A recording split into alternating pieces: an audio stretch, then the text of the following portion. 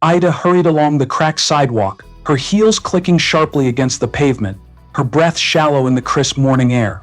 The bus stop was just ahead, but the familiar rattle of the approaching bus had already grown faint, and her hopes of catching it slipped away. She was already late for work, and the thought of facing her boss without an explanation was making her stomach churn. Just as she neared the corner, a sudden movement caught her eye. A man, disheveled in a way that suggested hardship more than neglect, was at the front of the bus line. He was fumbling with his wallet, clearly anxious, his hands shaking.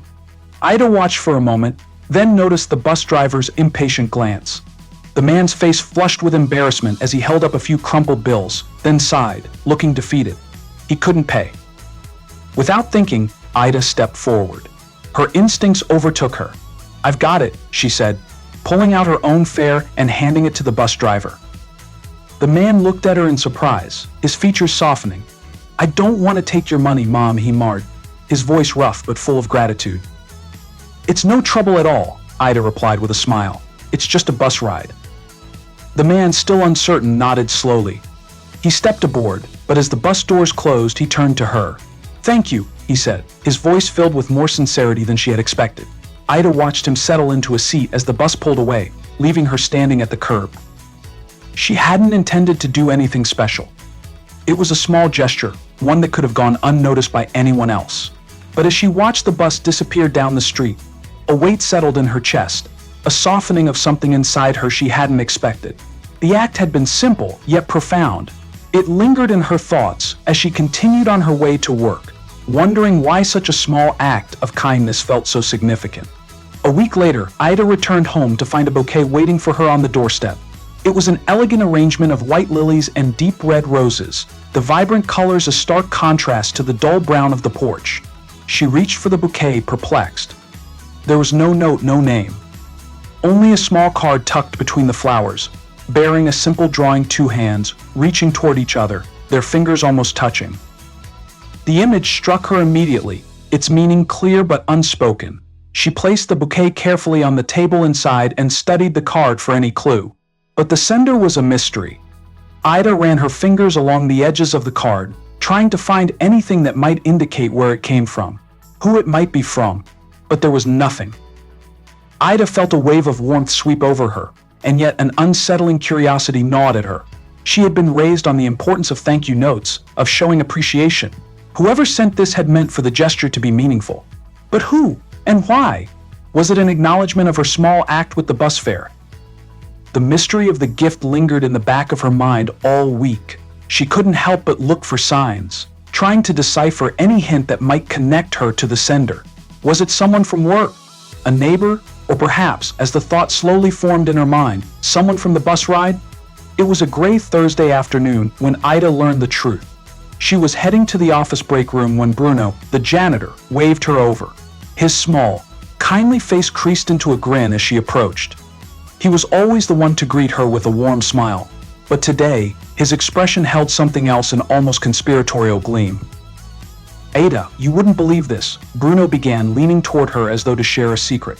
"I heard you helped out my cousin last week." Ida blinked, her mind racing. "Your cousin? I'm sorry, I don't think I'm talking about Antonio," Bruno said, his smile widening. "The guy who was on the bus, he couldn't pay his fare. And you stepped in, right?" Ida's breath caught in her throat. "Antonio? You mean the man I helped? That was your cousin?" Bruno nodded, his expression softening. "Yeah, that's him. He's had a rough time, you know. Lost his job last year, been living in a little apartment downtown. But since then, he's been trying to get back on his feet. Your act of kindness, Ada, it meant more to him than you know. He was embarrassed, but he's been telling everyone about how you helped him when he was at his lowest." Ida's heart twisted. She hadn't realized the depth of Antonio's struggle, nor the impact her small gesture had made. The thought that her action had truly changed someone's life was humbling, even overwhelming. But there was more to the story. "He's got a job now, you know," Bruno continued. "A carpentry gig. He's rebuilding his life one piece at a time. And it's all because of you, Ida. You didn't just give him money, you gave him hope." The weight of Bruno's words settled heavily on her shoulders, making the room feel smaller. She hadn't expected this. She hadn't expected to be part of someone's turning point, someone's journey back from the brink. I had no idea, Ida whispered, still processing the information. Bruno gave her a knowing smile. You never do you? The small things we do, they ripple out in ways we can't always see. But believe me, you made a difference. Days passed, but the thought of Antonio stayed with Ida. Her mind kept drifting back to the mystery of the bouquet and the enigmatic drawing of the hands. It was only a few days later, while waiting for the bus again, that she saw him, Antonio, standing at the same stop. He was wearing a worn leather jacket, his hair a little longer now, but his eyes still held that same grateful expression she remembered from their first encounter. Ida hesitated for a moment before stepping forward. This time she wasn't just some stranger helping him out, she was someone who had inadvertently played a pivotal role in his life. When Antonio saw her, his face lit up with a smile that could have illuminated the entire street. Ida, he greeted her, his voice warm. I've been meaning to thank you properly. No need to thank me, Ida replied quickly, feeling the familiar rush of discomfort at being acknowledged for something so simple. I just did what seemed right at the time. Antonio shook his head, a soft chuckle escaping his lips. No, it's not like that. You didn't just do something right, you did something that mattered. You saved me that day, Ida. You gave me the chance to turn things around. He paused, reaching into his jacket pocket. I made something for you. It's not much, but it's from the heart. Ida's curiosity piqued as he pulled out a small wooden carving, its edges smooth and polished.